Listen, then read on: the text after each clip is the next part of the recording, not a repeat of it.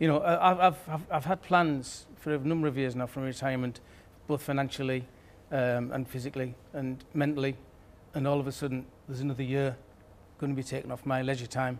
Nobody knows how long they're going to live, but 12 months is a long, long time for me, and I'd planned to retire at 65. But why should other people fund those plans?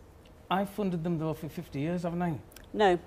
For example, and then this is not generally understood, when you pay in your national insurance, you're not building a fund for your old age, you're paying today's pensioners. Yes. And the next generation are going to have to pay the pensioners. Yes. And they're growing in number. And that's just a comment on the profligacy of government, though, the disorganisation or bad planning of governments of every political stripe, isn't it? No, because what would you have done about the first pensioners? We had a pay-as-you-go system in order that people could get pensions quickly. If we'd said you had to build a fund, you would have told some people they wouldn't get pensions for some years. OK, what's your idea as someone who's just retired from Parliament? I've retired from Parliament, but I'm glad you didn't say retired full stop.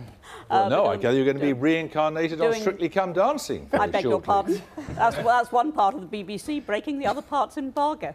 Oh, it's true then. Anyway, so in your new incarnation, which you see as just a second life or second career, what are you thinking about? To make a rather serious point. Yeah. There's no presumption that just because you leave one job that you just have to stop dead. It's a bit like Ros was saying, you know, there isn't this great cut-off point when you fall off a precipice. And I think increasingly people, as we saw with the B&Q people are leaving one job, but they're not becoming economically inactive. Now, I think if we all take a share of that and assume that we haven't got some God-given right to a state-funded several decades of retirement, we can actually meet what's going to happen. I'm slightly more optimistic. Tim Campbell, as an employer, do you want to be employing a lot of oldies? What we do with the Bright Ideas Trust is we leverage older experience to work with young people who are aspiring to start their own enterprises. So there's definitely a need to make sure that we're leveraging the experience of people who have put in many, many years. And that idea of part-time work or bringing people together is a benefit. I think the issue is this image that people are being kicked out once they're 65 is a fallacy. The reality is that 80% who request to go on to work are usually given the opportunity with their employers. And a sensible employer will look at the productivity of the individual and make a decision whether or not that person is being productive for the workforce. I think what we need to do is make sure the employer retains that choice and option to use the workforce in the best way possible. And if you were told you couldn't get rid of someone who's hanging around cluttering the place up at the age of 65, you've got to keep them until they're 70 or 75, what would you think? I would hope I'd be making a decision based on their outputs, not on the base of their chronological age. On their cutting edge. Any sensible employer would be doing that anyway, and they are doing that because I'm not going to have an employee in place who is not productive. I will get you out of my organisation because you are not producing the result. This means, doesn't it, that people are going to have to completely rethink their careers. And I think there's going to be two ways. I think that's going to happen in the decades ahead anyway. I think there's going to be people are going to have a series of jobs. They're going to they have anyway now. They're going to build in the jargon comprehensive lifelong learning to what they do every decade. They're going to add to their stock of skills, get new diplomas. They will expect to have a portfolio of work. They will be a lot more people will be kind of sole traders, if you like, but selling parts of their services. Doesn't it also imply that your career is not a straight upwards trajectory? That there comes a point, sometime around your age, my age, maybe earlier or maybe later, when you've got to think about doing something that's less challenging. That's absolutely what we have to do. What, like Strictly Come Dancing or something? I wasn't trying to cut it off. Can I just say, it'd be a different challenge. Can I just say one thing about the lots of unemployment among the youth, and to have the people working over 65, 66, 67, 68, why not give the youth a chance? I don't agree with that argument. A person who is 60 and coming into the world of work is not going to be competing with a 65-year-old. They're likely to be in different stages of their career. So I don't think there's an either-or argument. OK, we're going to look at this question of generational issues, because the thing about pensions is that for decades now, everybody's been able to look forward to an old age when the rest of society would pay them just to keep breathing, because One government after another was unable to keep their grasping mitts off the pension contribution paid by people who were working, and because the retired will persist in clinging on to life, then the burden of paying off old people falls on the younger generations, who in their turn can't expect anything like the deal their parents and grandparents enjoyed. It's a recipe for tension. Sophie Hutchinson reports.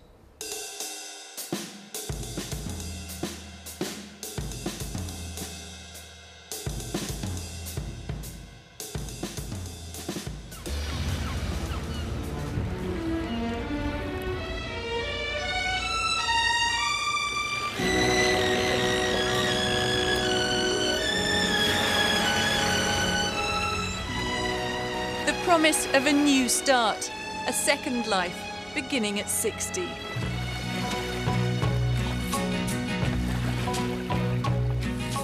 You only live twice, or so it seems. One life for yourself and one for your dreams. In the past, retirement was about having a little comfort at the end of a working life. Over the past few decades, it's become a whole way of life. But for future generations, the horizon is changing, and living this kind of retirement dream will be far harder.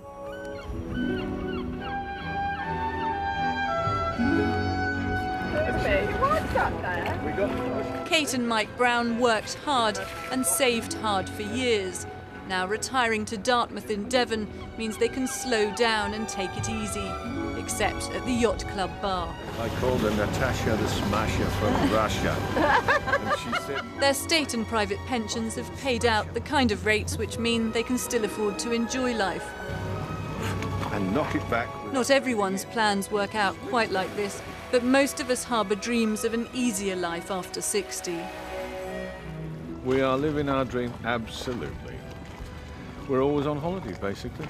It's what you dream of, but it's a dream come true, I suppose. Your parents' generation, did they do this kind of thing?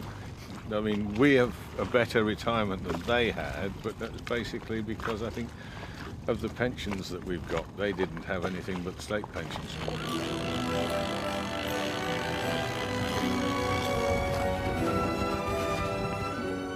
With pension schemes now in such trouble, you might well think these two have retired just in time. No. The rest of the crew certainly think so.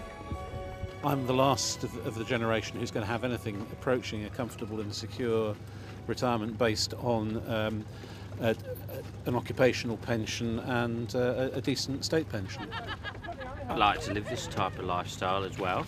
Hopefully in a few years' time, which is a lot later than I would have liked, I'll probably be able to realise something like this. Did you want to retire earlier then? Yeah. A poll commissioned by Newsnight suggests many are aware of the looming problems. 70% of those asked agreed that retirement, as most people understand it, will not be possible in the future. 72% of those still working worried they won't have enough money when they retire to live as they would like to.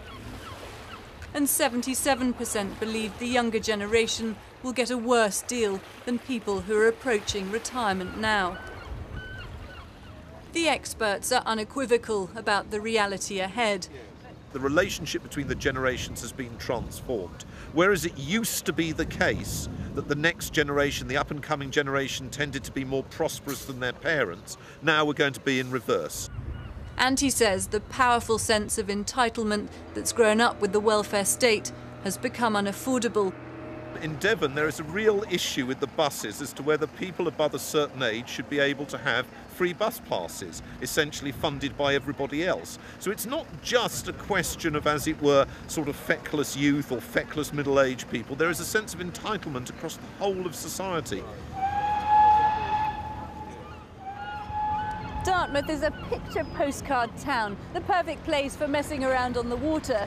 But behind the scenes, thousands of people are working in hotels, restaurants and shipyards to make it all happen, and paying taxes to fund pensions for the older generation.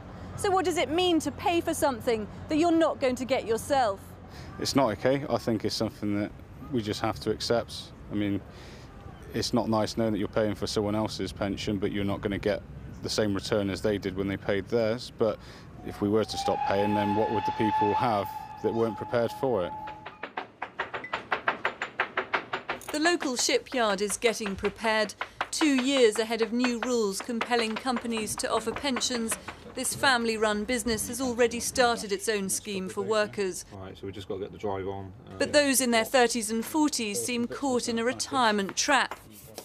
Too young to be eligible for old-style pensions and too old to have started their own plans. Finishing at 65 isn't going to happen. I believe I will be working for a few more years to come.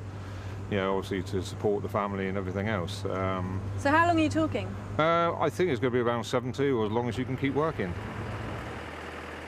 But what about those who are even younger, in their 20s, steeped in debt and unable to save? There's real concern that they may be sinking into a potential pensions disaster. Both our daughters were at university. They've both got good jobs now, but they're still not that well paid, but they have to pay off their loans. Clearly, they are going to have to fall back much more on their own resources. They're going to have to invest for their own future. You know, you can't all rely on inheriting stuff from mummy and daddy because, again, mummy and daddy are going to live for a long time now. You drift through the years and life seems tame till one dream appears and love is its name. For staff at the local hotel starting out in their 20s, retirement must seem a faraway notion. But listen to this. I save every month. I've got an ISA. Every month I put away money in my ISA account. I've got an ISA just like these two guys as well. I think I'll keep working until I can't work anymore because the state of the finances in this country are that bad. I don't think there's going to be much of a pension going round unless I save myself. These three are ahead of the times. The vast majority of young people don't save, even though they seem to be the most worried about retirement, according to Newsnight's study. I live every day as it comes, and I like having a good time and I like spending my money. But it's only recently been within the last year I've maybe thought, try not spending all of it. This dream is for you, so pay the price. Future generations will no doubt believe this dream is still for them, but paying the price for it will require a colossal shift, something we are just waking up to.